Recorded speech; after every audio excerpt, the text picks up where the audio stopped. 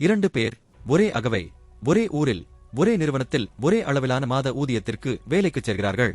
ஆனால் சரியாக 10 ஆண்டுகள் கழித்து பார்த்தால் ஒருவர் மிகப்பெரிய செல்வந்தராக கவலையின்றி தன் வாழ்க்கையில் நிலை பெற்றிருக்கிறார். ஆனால் மற்றொருவரோ இன்றைக்கும் அடுத்த மாத ஊதியம் எப்பொழுது வரும் என்று தெரியாமல் தன் வாழ்க்கையை நகர்த்திக் கொண்டிருக்கிறார். இதற்கு காரணம் அவர்களின் நல்வாய்ப்போ, அவர்களின் முன்னோர்கள் சேர்த்த சொத்தோ அல்லது அவர்கள் பெற்ற ஊதிய உயர்வுகளோ கிடையாது. இதற்கு பின்னால் இருக்கும் ஒரே ரகசியம் அவர்களின் எண்ண ஓட்டம் என்பதுதான். அவர்கள் எப்படி சிந்திக்கிறார்கள்? இன்று நாம் பார்க்கப் போகும் இந்த 5 முதன்மையான வேறுபாடுகள் உங்கள் வாழ்க்கையையும் முழுமையாக மாற்றப் போகின்றன.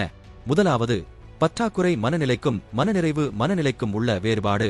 வறிய மனநிலை உடையவர்கள் இந்த உலகத்தை எப்பொழுதுமே ஒரு பற்றாக்குறையான இடமாகத்தான் பார்ப்பார்கள்.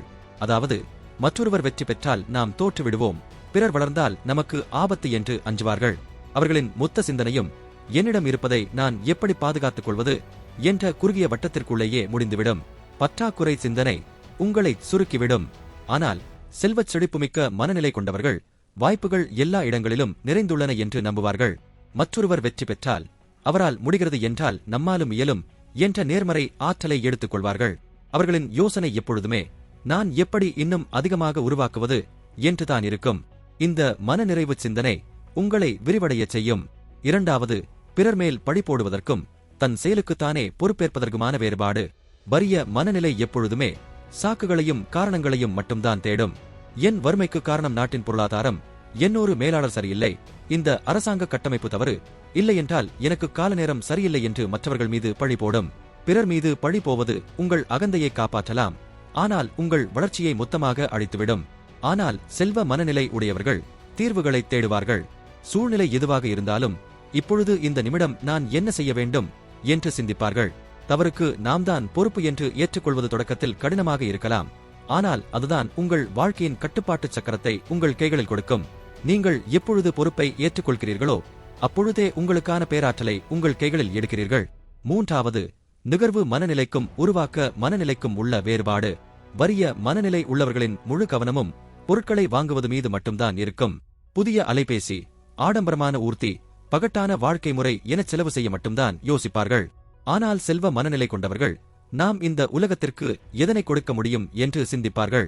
மக்களின் என்ன ஒரு சிக்கலை நான் தீர்க்க முடியும், நான் எப்படி மதிப்பை கூட்ட முடியும் என்று ஆராய்வார்கள். நன்றாக நினைவில் வைத்துக் கொள்ளுங்கள், பணம் எப்பொழுதுமே மதிப்பை மட்டும்தான் பின்தொடரும். உங்களுக்கு அதிக பணம் தேவை எனில் நீங்கள் அதிக மதிப்பை உருவாக்க வேண்டும். நான்காவது, தோல்விக்கான பயத்திற்கும் செய்யாமல் விட்டுவிட்டோமே என்ற வருத்தத்திற்கான பயத்திற்குமான வேறுபாடு. வறிய மனநிலை உடையவர்கள் தோல்விக்கு அஞ்சி எந்தவொரு துணிச்சலான முடிவையும் எடுக்க மாட்டார்கள். தங்களின் பாதுகாப்பு வளையத்திற்குள்ளேயே வாழ்ந்து முடித்து விடுவார்கள். சரியான காலம் வரட்டும், அப்புறம் பார்த்துக் கொள்ளலாம் என்று காலம் முழுதும் காத்துக்கொண்டே இருப்பார்கள்.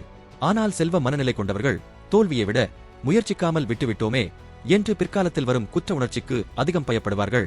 முயற்சி செய்து தோற்றுவிடலாம், ஆனால் முயற்சியே செய்யாமல் இருக்கக்கூடாது என்று களத்தில் இறங்குவார்கள்.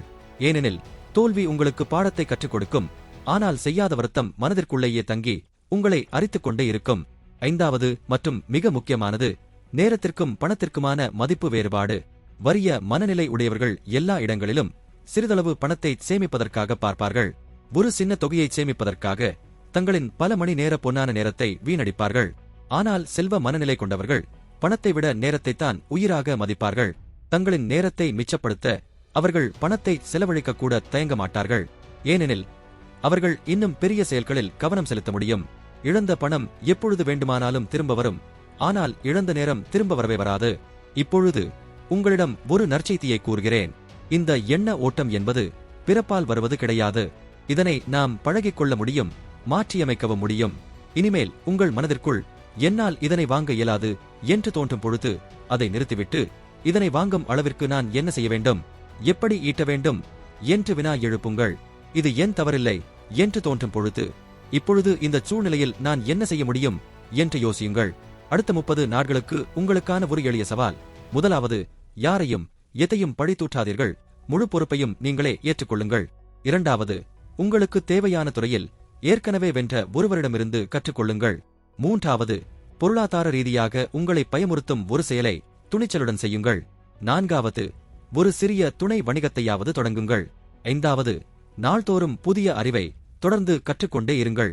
வறிய மனநிலை என்பது உங்கள் வங்கிச் சேமிப்பு சம்பந்தப்பட்டது கிடையாது. அது நீங்கள் இந்த உலகத்தை பார்க்கும் விதம். நீங்கள் கையில் காசில்லாமல் இருந்தாலும் செல்வ மனநிலையோடு இருக்க முடியும். கோடிக்கணக்கில் வைத்திருந்தும் வறிய மனநிலையோடு வாழ முடியும். உங்கள் எண்ணத்தை மாற்றுங்கள். உங்கள் வாழ்க்கை தானாக மாறும்.